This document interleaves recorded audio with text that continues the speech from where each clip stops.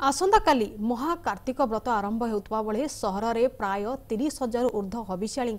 समागम होती। विगत 3 वर्ष भली चलित वर्ष मध्य श्रीक्षेत्र में हबिशाली योजन व्रतधारिणी राज्य सरकार 3टी स्थली में रही व्यवस्था सह महाप्रसाद सेवन, स्नानागर, पूजास्थली, प्रवचन, आकाशदीप, पानीय जल, गरम पानी, आशु चिकित्सा, आम्बुलांस इत्यादि व्यवस्था कर सुरक्षा दृष्टिकोण पुलिस और अग्निशम विभाग मुतयन कर सीसीटीवी कैमेरार व्यवस्था होती। तेज एने हबिशाली बेस खुशी थिबा बेले आसंता काली मुख्यमंत्री नवीन पट्टनायक एही शिविर को वीडियो कॉन्फ्रेंसिंग माध्यम उद्घाटन करेंगे। एने अधिक सूचना दौरान आम रिपोर्टर रंजित मिश्र।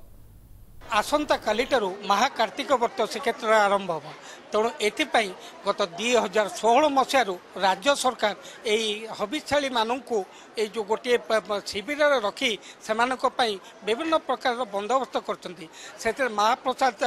वितरण ठूँ आरंभ करी आध्यात्मिक प्रवचन एवं 24 घंटा पानीय जल जोगाण, आकाशदीप एवं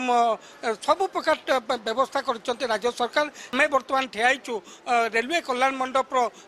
टूरिस्ट कॉम्प्लेक्स रे जोटि मु कैमेरा पर्सन देव प्रसाद को कहि बर्तमान देखिपे परिवेश जे बर्तमान हबिशाली आगमन रे शिविर भरपूर होबार लगी धीरे धीरे हबिशाली आगमन होबार लगी। कौन ये जो आसुँच कौन से सरकार तो फायदा पाइबे आलोचना करिया। माउसी कौन कहे ये जो आपण मैंने आसी केते वर्ष आसिले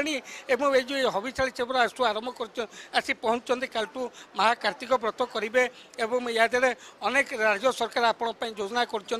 महाप्रसाद जोगाई देवे, आध्यात्मिक कार्यक्रम रकाशदीप र24 घंटा पानी रमती लगुच आम खुशी लगुच सब भल सुविधा कर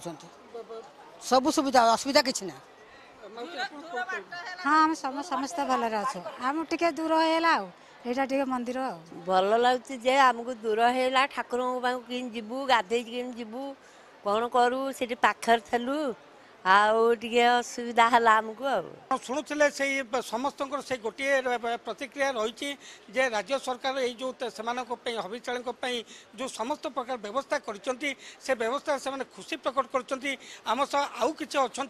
हबिशाली आसतु पचारू जे कौन रही से अनुभूति कौन कहे। माउसी आप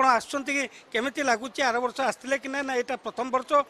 तेणु केमती लगुच पानी टे सटज हम आर साल भल आसीचु ठीक आर साल आई वर्ष आईचु भल ये पानी टी अभाव टी हम बोली बंध टी ना पाखे आईचु टे विधि कर सब भल से महापटी जावाई मंदिर को दिन सुविधा होनी आइला आड़ बेल 12 घंटा हम दूर बाट आपण शुणुले ये जो अभियोग रही कहार पानी समस्या रही कहार जो कहते मंदिर को जावाई दूर